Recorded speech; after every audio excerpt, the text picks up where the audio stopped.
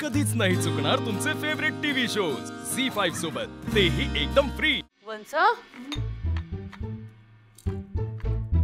काय तुम्ही इथे निघून का आलात रूम मध्ये? आणि जेवायचं नाही म्हणजे काय? हा, तुम्हाला कोणी बोलले का काही? आमचे हे बोललेत का? त्यांचं मनावर घेऊ नका। आणि मला माहिती आहे तुम्हाला जेवण वेळेत मिळालं नाही तर त्रास होतो, जेवणावर राग काढू नये म्हणूनच। नाही मग तेच म्हणते जेवा। हा काय खायचं नाहीये मग बोलायचं नाहीये? ठीक आहे, जेवू पण नका। मी पण बसून राहते तुमच्या समोर अशीच उपाशी तापाशी। आपण बसूया एकमेकींकडे बघू। काय ग वहिनी?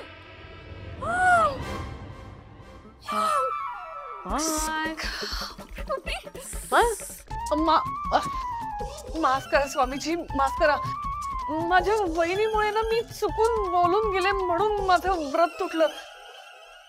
पण माझी वहिनी पण साधी भोळी आहे हो। तिला माफ करा आणि मला पण माफ करा। काय झालं पण? कसलं व्रत? वहिनी काय ग, माझं मौन व्रत होतं ना। मौन व्रत कोणासाठी? कुणासाठी म्हणून काय विचारतेस? आकाशसाठी आपल्या। आ त्याचं लग्न ठरलंय ना त्या वसुंधराशी। माझ्या जीवाला घोर लागलाय अगं। ती काय बोलली का तुम्हाला? नाही, मी बोलायलाच कशाला हवाय? तू बघितलं नाहीस आपल्या मनुष्य कसं वागली ते? वहिनी प्लीज आता मला हे सांगू नकोस की तुलाही असं वाटतंय की तिने आपल्या मनुचे प्राण वाचवले म्हणून। बाई नेहमी जसं दिसतं तसंच असतं असं नाही। त्यात तू पडली वहिनी एकदम साधी भोळी। अगं मी किती छान आहे, मुलींची किती छान काळजी घेते, असं फक्त आपल्या सगळ्यांना दाखवण्यासाठी तिने नाटक केलंय।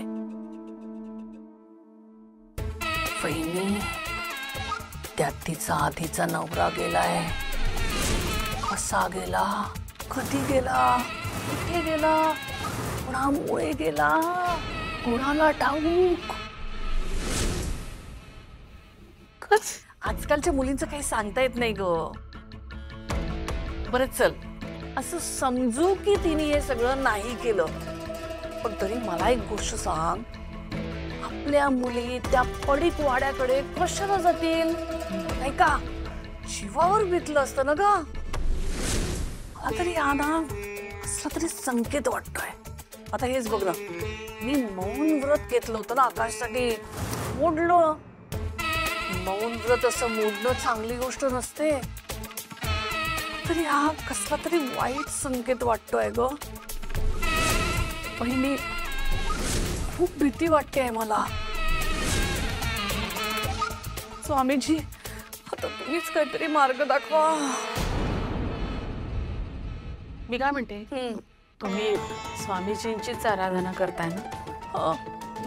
त्यांच्याशी असं मनातल्या मनात बोलण्यापेक्षा आपण डायरेक्ट बोलूया ना। म्हणजे हो द्या असं का? द्या ना। का ग कुठे शोधल? झी5 ॲप डाउनलोड करा आणि पहा सर्व एपिसोड्स एकदम फ्री।